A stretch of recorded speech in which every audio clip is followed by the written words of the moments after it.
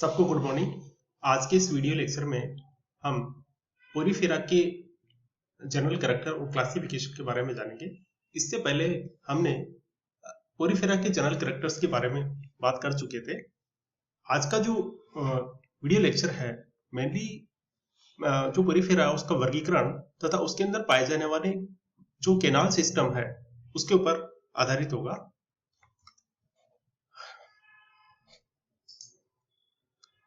देखो, diversity of sponge से मतलब है कि स्पंज की अलग अलग स्पीसीज है जो कि मेनली वो सब एक मेराइन जो वाटर है उसके अंदर एक स्थानबद्ध जंतु होते हैं जो कि पहले अपन बात कर चुके हैं। और अलग अलग प्रकार की स्पंज है, उनका अलग अलग उपयोग है, उनके अंदर संरचना भी डिफरेंट है। और लेकिन इसके अंदर सब जो जंतु है स्पंज के जितने भी एनिमल्स है उनके अंदर मुख्य कैरेक्टर ये है कि इनकी जो पूरी बॉडी है वो छिद्रों से छिद्रित होगी और इन छिद्रों को अपन ओस्टिया कहते हैं। और केवल एक बॉडी के अंदर एक छिद्र ऐसा होगा जिससे कि जो वाटर करंट है वो बाहर की ओर निकलेगी, उसे ओस्कुलम कहते हैं। तो जिस पथ के द्वारा वाटर जो जल धारा है एनिमल की बॉडी में प्रवेश करती है और उसको अंदर घूम करके वापिस ओस्कुलम के द्वारा बाहर की ओर निकलती है, वो पानी का जो पूरा पथ है वो क्या कहलाता है, उसी को अपन वाटर वेस्कुलर सिस्टम कहते हैं। स्पंज के अंदर कैनाल सिस्टम कहते हैं, वाटर वेस्कुलर सिस्टम स्टारफिश के लिए बात करते हैं अपन, उसको अपन कैनाल सिस्टम बोलते हैं। तो जो पथ जो कि जो वाटर की जो जल धारा का जो पथ है उसी को अपन कैनाल सिस्टम के नाम से जानते हैं। और स्पंज देखते हैं कि स्पंज में किस किस टाइप के कैनाल सिस्टम उपस्थित है।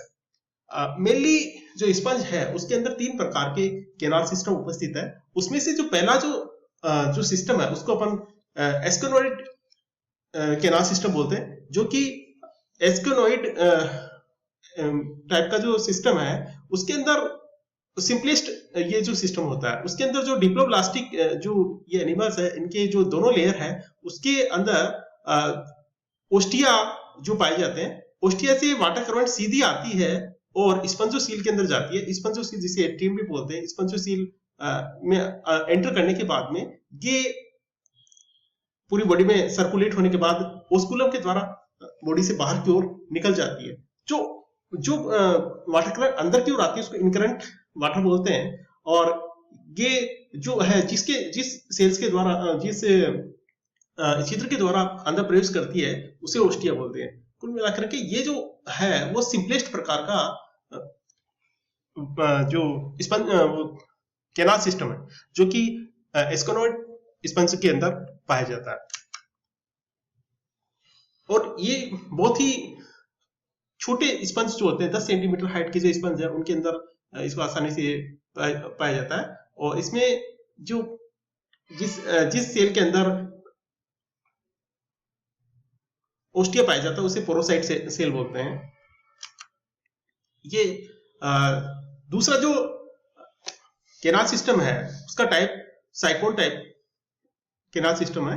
इसके अंदर क्या होता है कि ये जो बाहर जो इसकी बाह्य और आंतरिक जो स्तर है उसके अंदर कुछ चैम्बर्स बन जाते हैं जिन्हें अपन इनकरंट या इनकरंट जो है चैम्बर्स बोलते हैं। और उसके अंदर जैसे ही पानी आता है सबसे पहले ओस्टिया से इसके अंदर प्रवेश करते हैं, फिर उसके अंदर ये जो एपोपाइल के माध्यम से सीधा फिर स्पंजोसील के अंदर जाता है और स्पंजोसील से ये बाहर की ओर निकल जाता है। तो इसमें जो ओस्टिया जो होते हैं, ओस्टिया जिस कैनाल के अंदर खुलते हैं उसको अपन इनहेलेंट कैनाल या इनकरंट कैनाल बोलते हैं। इनकरंट कैनाल एपोपाइल के द्वारा मुख्य जो कैनाल है उसके अंदर खुलती है, यानी कि स्पंजोसील के अंदर खुलती है और ओस्कुलम के द्वारा ये बॉडी से बाहर की ओर निकल जाती है। तो यानी इसमें थोड़ी सी जटिलता ये है कि इसके अंदर जो इनकरंट जो कैनाल है उसकी उपस्थिति देखी जाती है जो कि एस्कोन टाइप के सिस्टम के अंदर नहीं थी, जिसकी वजह से ये थोड़ा सा जटिल हो जाता है। थर्ड जो सिस्टम है वो है लिकोन टाइप या लिकोनो टाइप। ये सबसे ज्यादा जटिल जो है वेस्कुलर सिस्टम जो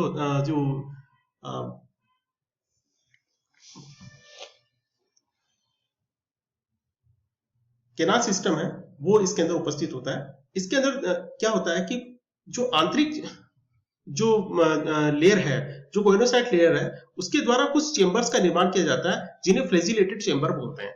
तो क्या होता है कि इनकरंट जो केनाल है वो इनकरंट केनाल के अंदर पानी, हालांकि ओस्टिया से इनकरंट केनाल के अंदर पानी आता है और फिर ये फ्लैजिलेटेड चेंबर में घूमता है। फ्लैजिलेटेड चेंबर से एपोपाइल के द्वारा ये स्पंजोसील में जाता है, ऑस्कुलम के द्वारा बाहर की ओर निकल जाता है। तो आंतरिक जो लेयर है उससे विशेष प्रकार के ये जो चेंबर बने हुए हैं, ये जो चेंबर बने हैं जिन्हें फ्लैजिलेटेड चेंबर बोलते हैं, जिसकी वजह से पूरे जो बॉडी है उसके अंदर ये एक जटिल प्रकार का केनाल सिस्टम है वो पाया जाता है। तो ये विभिन्न जो केनाल सिस्टम है उनका दिया गया है कि भाई एस्केनोइड टाइप जो है वो सिंपलेस्ट प्रकार का होता है, जिसके अंदर ओस्टिया जो है वो सीधे इसमें जो सील में खुलते हैं और बाहर की ओर ये निकल जाता है। इसके आंतरिक जो लेयर होती है उसके अंदर कोइनोसाइट्स उपस्थित होती है।